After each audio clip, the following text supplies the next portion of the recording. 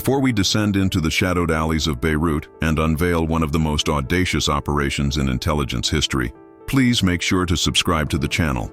Hit that notification bell so you never miss a briefing on the covert operations that shape our world. Now, let us open the file on Operation White Veil. The city of Beirut, once known as the Paris of the Middle East, had become a graveyard of elegance by the mid-1980s. The holiday postcards of the 1960s, featuring sun-drenched beaches and European casinos, had curled and blackened in the fires of civil war. The skyline was a jagged set of teeth, broken by artillery shells and pockmarked by small arms fire. In this fractured metropolis, divided by the Green Line into east and west, life did not stop. It merely adapted to the rhythm of conflict. In the southern suburbs, a district known as the Dahieh, a man named Walid al-Hassan moved like smoke. This was not his birth name, nor was it the name whispered in the corridors of Western intelligence agencies. To the Mossad, the Institute for Intelligence and Special Operations, he was known simply as the Engineer. Al-Hassan was not a foot soldier. He was a phantom, a high-ranking commander within the apparatus of Hezbollah, responsible for the logistics of terror that spanned continents. He did not pull triggers. He designed the networks that moved explosives, funding, and ideology across borders. Al-Hassan was a ghost because he understood the primary rule of survival in the shadow war. Routine is death. He never slept in the same bed for more than 2 consecutive nights. He traveled in nondescript sedans, often switching vehicles mid-route. He avoided telephones, relying on a trusted circle of couriers who carried handwritten notes that were burned immediately after reading. His paranoia was his shield, and for 5 years it had kept him alive. Tel Aviv had been tracking him for nearly a decade. His dossier, or what was known as the Red Page, the authorization for a terminal-targeted operation, was thick with intelligence reports, grainy surveillance photographs, and the grim accounting of his successes. He was linked to the kidnapping of Western diplomats and the orchestration of complex attacks against Israeli interests abroad. But linking him was one thing, reaching him was another. The Dahieh was a fortress. It was a maze of narrow streets, concrete apartment blocks, and watchful eyes. It was a place where strangers were noticed instantly, and where the local security apparatus was tighter than any state police force. To send a standard Kidon team, the elite liquidation unit of the Mossad, into this environment was considered a suicide mission.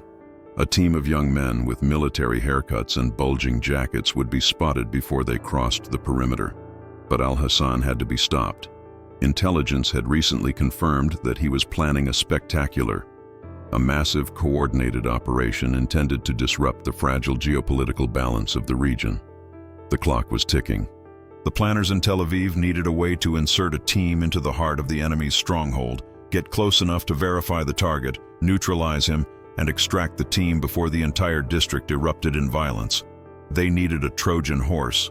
But in a city where every delivery truck was searched and every ambulance was suspect, what vehicle could move unimpeded? What group of people could make noise, block traffic, and carry heavy loads without drawing the suspicion of the militias? The answer came from a junior analyst in the research division who had spent weeks watching surveillance tapes of Beirut street life. He noticed something peculiar. Amidst the rubble and the checkpoints, amidst the misery and the fear, the people of Beirut still clung to life's celebrations. On Thursday nights and weekends, the streets would fill with honking cars, music, and shouting. Convoys of Mercedes sedans decorated with ribbons and flowers would weave through the checkpoints, waved through by smiling militiamen. Weddings. Even in hell, people got married. A wedding procession was a bubble of immunity.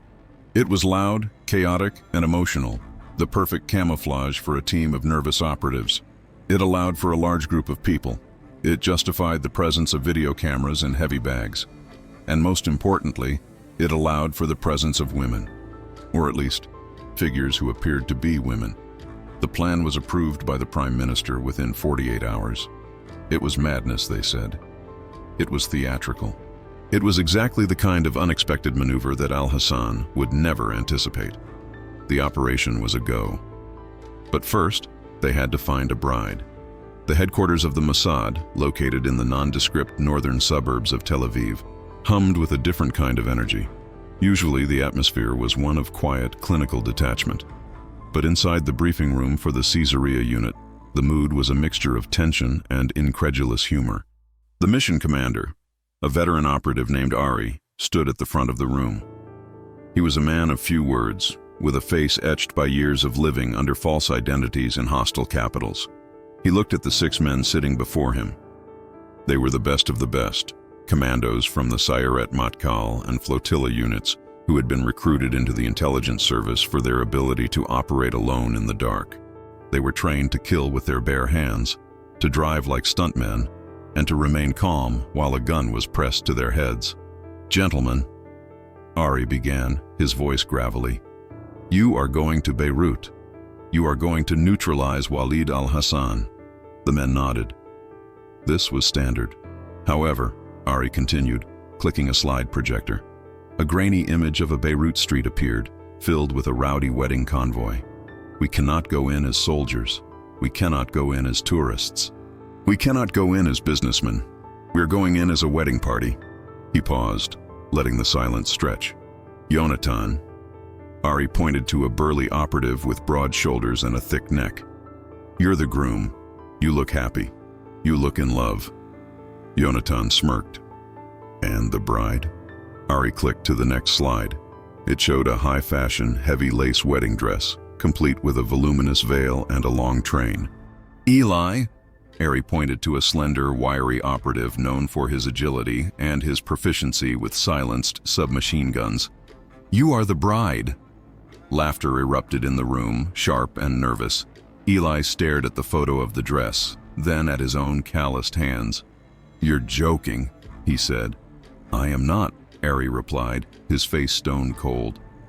"The dress is custom modified. The corset is reinforced with Kevlar. The skirt is designed to conceal a micro Uzi and 2 spare magazines. You will wear a wig. You will wear heavy makeup. And you will keep that veil down until the moment you take the shot. Al-Hassan lives in a building heavily guarded by his personal security detail.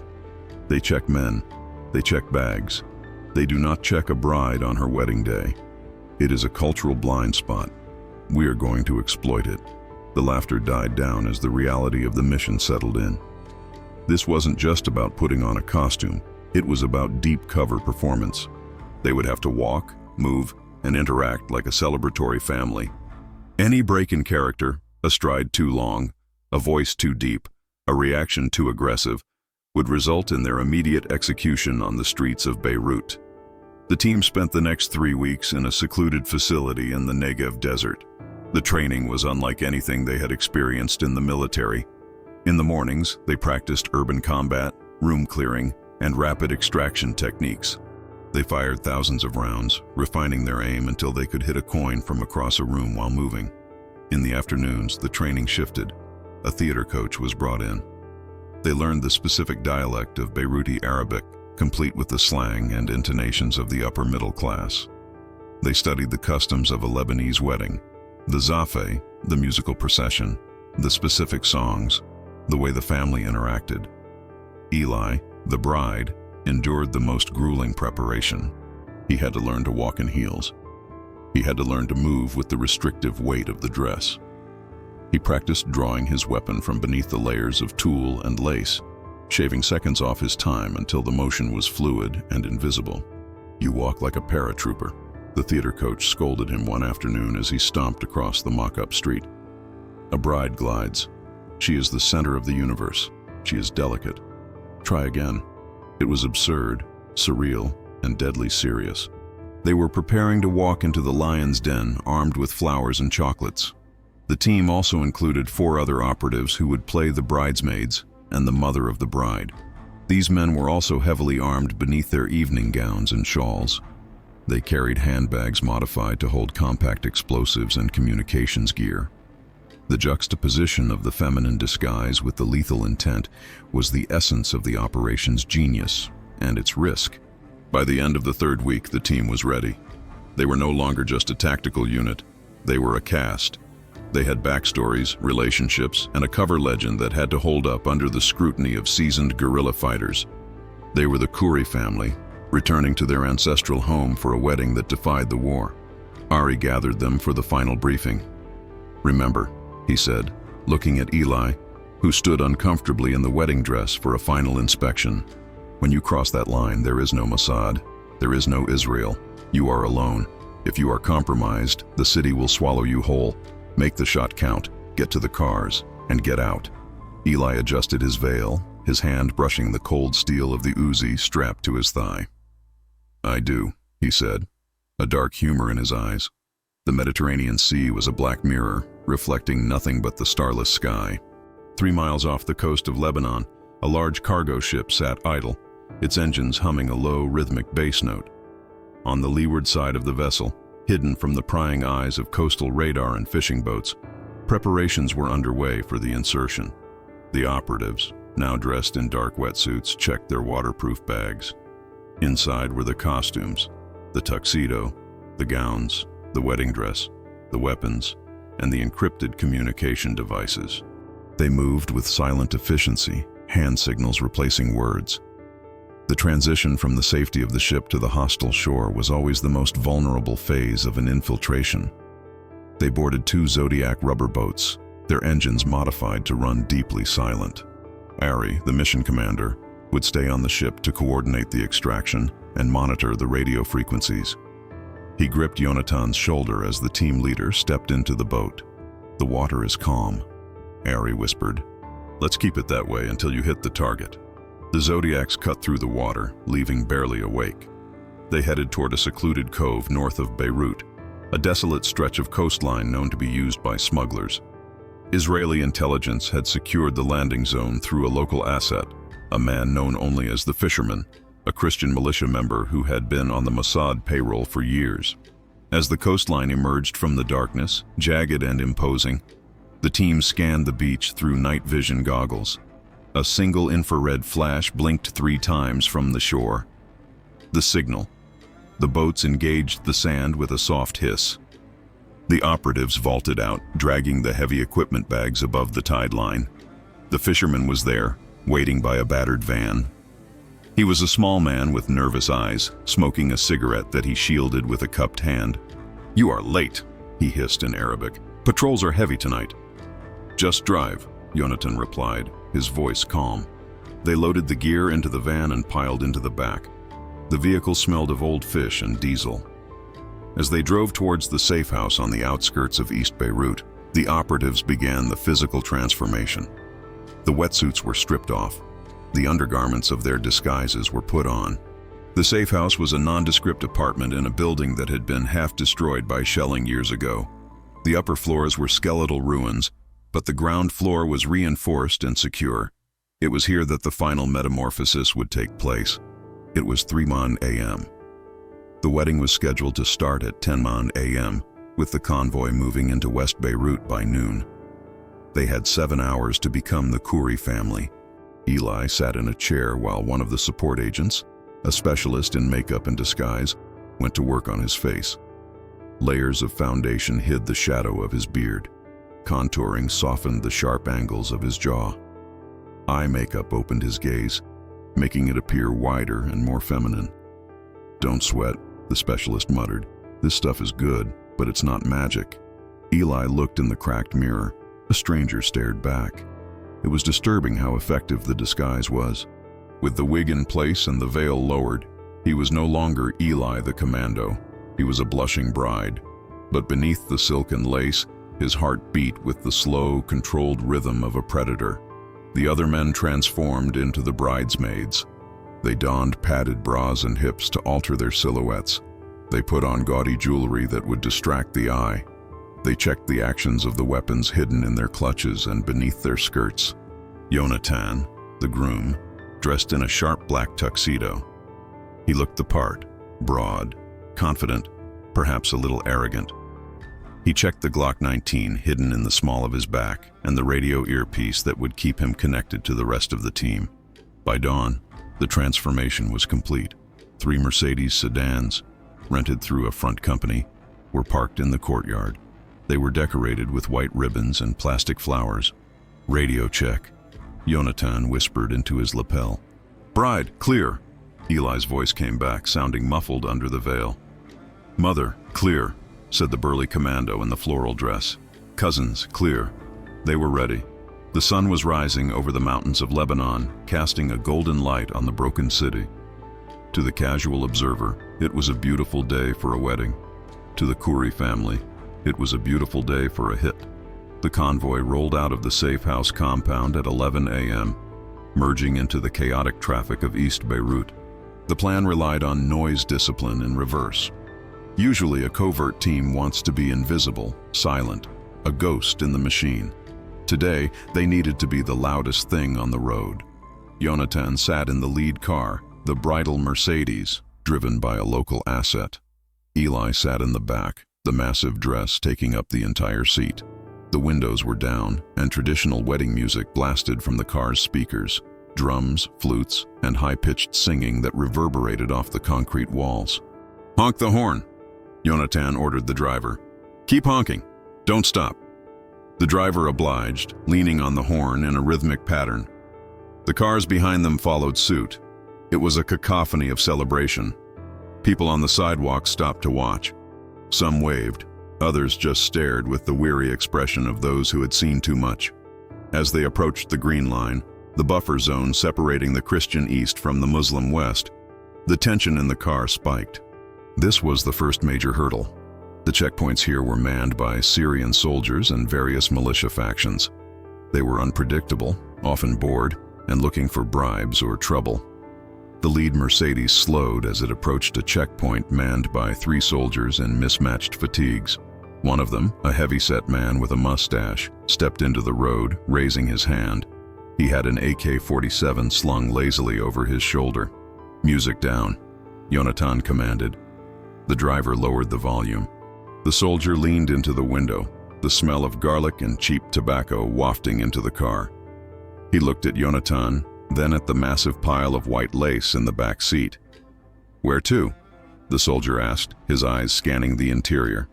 "West Beirut," Yonatan said, flashing a charming, confident smile. "My cousin's house near the Corniche. We are late for the reception. You know how women are with time." The soldier grunted, looking at Eli in the back. Eli turned his head slightly, the veil obscuring his features, and gave a shy, feminine wave. His hand, gloved in white satin, rested on the hidden Uzi in his lap. "A beautiful bride," the soldier said, leaning closer. "Let me see her face. Is she pretty enough for a rich man like you?" Yonatan's hand drifted imperceptibly toward his waist. This was the danger. If the soldier insisted on lifting the veil, the game was over. "She is beautiful," Yonatan laughed, reaching into his pocket and pulling out a wad of Lebanese pounds. "But she is also very shy and very traditional. Besides, it is bad luck for the groom to let another man gaze upon her before the ceremony is finished, no?" He pressed the money into the soldier's hand. It was a significant amount, more than the man made in a month.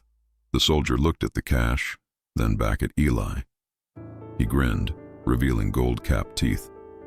"Go," he waved them through. "May you have many sons." "Thank you, brother," Yonatan said. The convoy accelerated away from the checkpoint.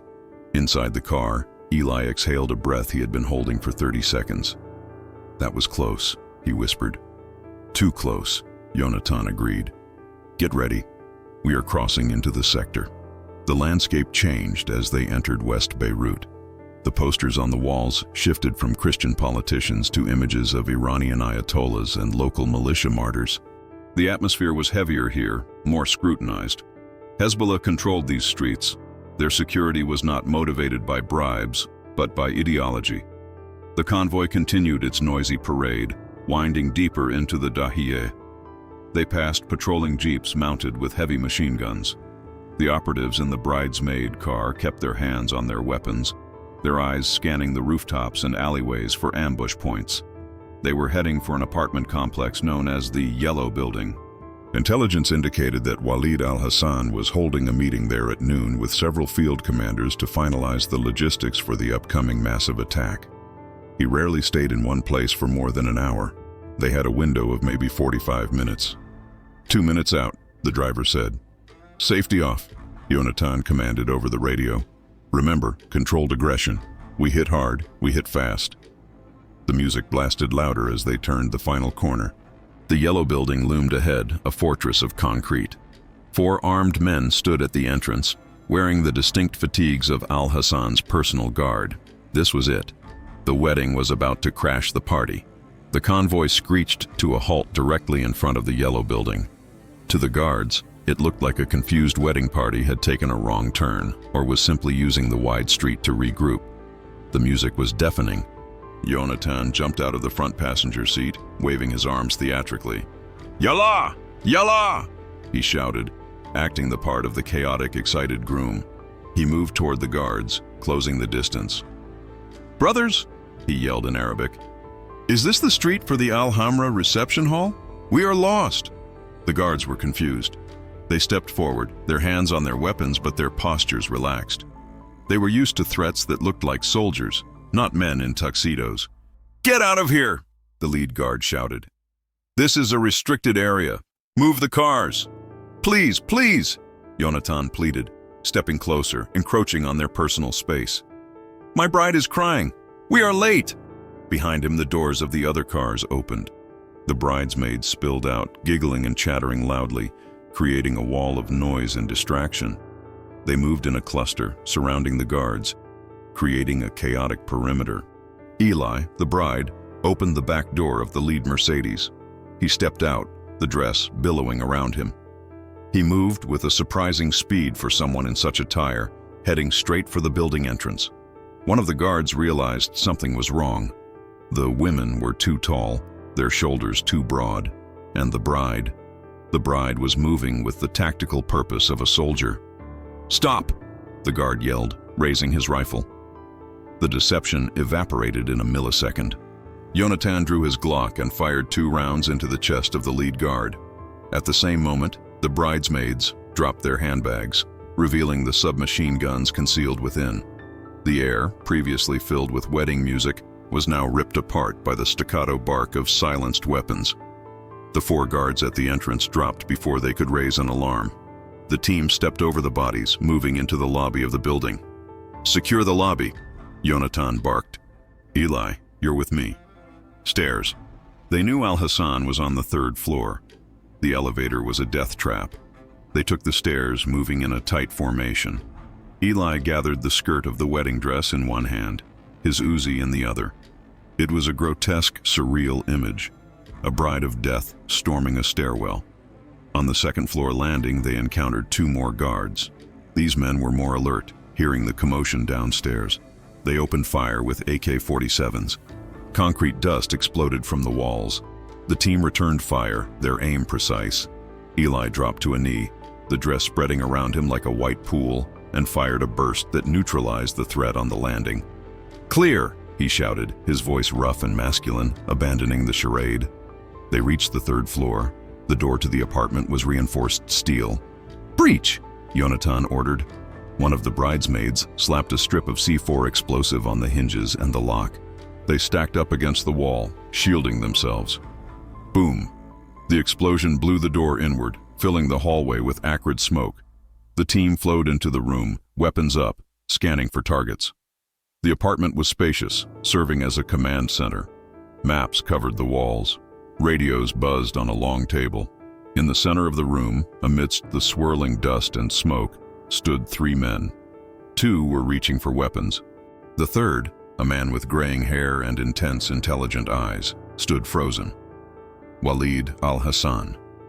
The bridesmaids engaged the 2 armed men, cutting them down with efficient bursts of fire. Yonatan and Eli trained their weapons on Al-Hassan.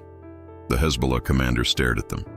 He looked at the men in dresses, at the groom with the gun, and finally at the bride. A look of utter bewilderment crossed his face, followed quickly by a realization of the absurdity of his end. "Who?" Al-Hassan started to speak. "The wedding is over," Eli said. He verified the target. The scar above the left eyebrow, the mole on the chin. It was him. There was no doubt. "Target confirmed," Eli said. Yonatan nodded. "Resolve it." Eli squeezed the trigger twice. The suppressed shots were quiet, final. Al-Hassan collapsed backward, knocking over a table of maps. The architect of terror, the man who had eluded the world's best intelligence agencies for years, lay dead on a Persian rug, neutralized by a man in a wedding dress. "Target down," Yonatan said into his radio. "Package secured. We are leaving. Now." They grabbed a handful of documents from the table, intelligence that would prove invaluable later, and turned to run. The gunfire had alerted the entire neighborhood. The hornet's nest had been kicked. The extraction was always the hardest part. Getting in relies on surprise. Getting out relies on survival. As the team burst out of the building lobby, the street was beginning to swarm. Militia members from surrounding buildings were pouring into the street, weapons drawn. They saw the dead guards, the white Mercedes, and the strange group of armed women. "Contact front!" shouted one of the operatives. Bullets began to ping off the armored chassis of the Mercedes sedans. The windshield of the lead car shattered. "Suppressing fire!" Yonatan yelled. The team took positions behind the cars. The bridesmaids laid down a wall of lead, their Uzis chattering. They threw smoke grenades, filling the street with a thick, choking gray fog. "Get in the cars! Go! Go!" They piled into the vehicles. The driver of the lead car, the local asset, was shaking, but he gunned the engine. The tires smoked as the Mercedes peeled away, fishtailing on the asphalt. The convoy tore through the streets of the Dahieh. It was no longer a wedding procession. It was a running gun battle. Militia jeeps appeared in pursuit, heavy machine guns mounted on the back firing wildly. Eli, in the back of the lead car, punched out the remaining glass of the rear window. He leaned out, the veil whipping in the wind, and fired back at the pursuing vehicles. "I need more ammo," he shouted, changing magazines with practiced ease. "Hold on!" the driver screamed, swerving to avoid a roadblock. He smashed through a wooden fruit stand, sending oranges and crates flying into the air. They were heading for the coastal road. The plan was not to return to East Beirut. The checkpoints would be sealed by now. The plan was to head for a secondary extraction point on the beach where the Zodiacs would be waiting, summoned by the mission complete signal. The chase was frantic. The heavy Mercedes sedans were taking hits. The bodywork was riddled with holes. One of the rear cars had a tire shot out. It swerved violently, but the driver, a master of evasive driving, managed to keep it moving on the rim, sparks flying like fireworks. 1 kilometer to the beach, Yonatan updated. "We have a technical on our 6, the rear car reported. A pickup truck with a mounted anti-aircraft gun was gaining on them. If that gun opened fire, it would shred the cars to pieces. "Take it out!" One of the bridesmaids in the rear car leaned out with a grenade launcher, a small dedicated weapon they had concealed in a flower bouquet. Thump. The grenade arced through the air and struck the engine block of the pursuing truck. A fireball erupted, flipping the technical and blocking the road for the other pursuers. "Direct hit!" The convoy screeched onto the sand of the deserted public beach. The cars were smoking, ruined. The team bailed out, sprinting toward the water. The Zodiacs were there, engines revving, the commandos from the ship covering the beach with heavy machine guns. The wedding party waded into the surf. The water turned the heavy dresses into anchors. Eli struggled, the weight of the sodden lace dragging him down. He ripped the skirt, tearing the fabric to free his legs. "Move! Move!" They scrambled aboard the rubber boats. The pilots gunned the engines, turning the boats back toward the open sea. Bullets splashed into the water around them as the militia reached the beach. But the range was opening up. The Zodiacs were fast, bouncing over the waves. As they moved further out, the sounds of the city faded, replaced by the roar of the wind and the engines. The smoke from the burning technical rose into the sky, a black signal fire marking their exit. Eli sat in the bottom of the boat, water dripping from his ruined wig. He wiped a streak of makeup from his cheek. He looked at Yonatan, who was checking the team for injuries. Miraculously, there were only minor flesh wounds. The armor in the dresses and the element of surprise had saved them. Yonatan looked at his team, a group of hardened killers dressed in tattered drag, wet, exhausted, and alive. He started to laugh. It was a release of adrenaline, a reaction to the sheer absurdity of survival. "You make a beautiful bride, Eli," Yonatan gasped. Eli looked down at the torn dress, at the Uzi resting on the wet lace. He pulled the wig off and tossed it into the sea. Divorce is hell, Eli muttered. The cargo ship welcomed them back like a mother. They were hoisted aboard, the Zodiac's winch lifted from the water. The ship turned immediately, heading for international waters. In the ship's infirmary, the team was checked by doctors. The adrenaline was crashing now, leaving them shaking and cold. They stripped off the costumes, the remnants of the operation piling up on the floor like the debris of a bizarre party. Ari entered the room. He held a secure fax that had just arrived from Tel Aviv. Intelligence confirms, Ari said quietly. Al-Hassan is gone. The network is in chaos. The planned attack has been aborted. They are too busy fighting each other over who let the Israelis in to organize anything else. He looked at the men. You did it. It will be years before they recover from this humiliation. A wedding party. They will never look at a bride the same way again. Eli was scrubbing the makeup off his face with a rough towel. His skin was red and raw. Never again, Ari, he said. Next time, I'm the groom. We'll see. Ari smiled. Rest now. We are going home. Back in the Dahiya, the legend began to grow immediately. The story of the brides of death spread through the tea houses and the militia barracks. It became a ghost story, a cautionary tale. Hezbollah increased its security. They banned tinted windows. They stopped wedding convoys and searched the brides, a humiliating practice that turned the population against them for a time. The paranoia that Al-Hassan had lived by now infected the entire organization. If the Mossad could walk into their living room dressed as a wedding party, where were they safe? The psychological impact was far greater than the kinetic one. The operation shattered the myth of invulnerability that the militants had built around their stronghold. It proved that the long arm of Israeli intelligence could reach anywhere, using any guise. In the wreckage of the Yellow Building, new commanders argued over succession. The sophisticated logistics network Al-Hassan had built began to fray without his guiding hand. Shipments of weapons were intercepted. Funding streams dried up. The spectacular attack that was meant to reshape the region became a footnote in history, an event that never happened because a man in a dress stopped it. Months later, Eli sat in a cafe in Tel Aviv. He was dressed in jeans and a t-shirt, blending into the crowd of young Israelis enjoying the summer sun.